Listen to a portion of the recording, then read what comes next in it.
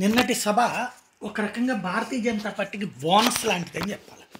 చాలామంది ఎన్డీఏ సభ అని ఎట్లా పెట్టారు, పెద్ద పెద్ద బొమ్మలు నరేంద్ర మోడీ నడ్డాది పెట్టారు, వీళ్ళ తగ్గించారు, ఇదంతా నేరేట్ చేస్తున్నారు. ఎస్, భారతీయ జనతా పార్టీ అర్థించే స్థాయిలో లేదు, శాసించే స్థాయిలో.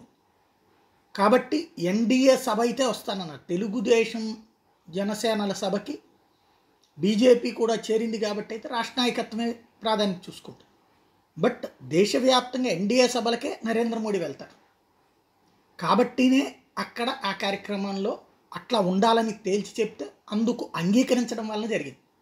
ఒక రకంగా చెప్పాలంటే ఖర్చు తెలుగుదేశం పార్టీది, జనం గ్యాదరింగ్ తెలుగుదేశం పార్టీది, కొంత జనం గ్యాదరింగ్ జనసేన కూడా చేసింది. ఖర్చుకి జనసేనకి ఏం సంబంధం లేదు. సభా ప్లాట్ఫామ్ బీజేపీకి ఉపయోగపడింది.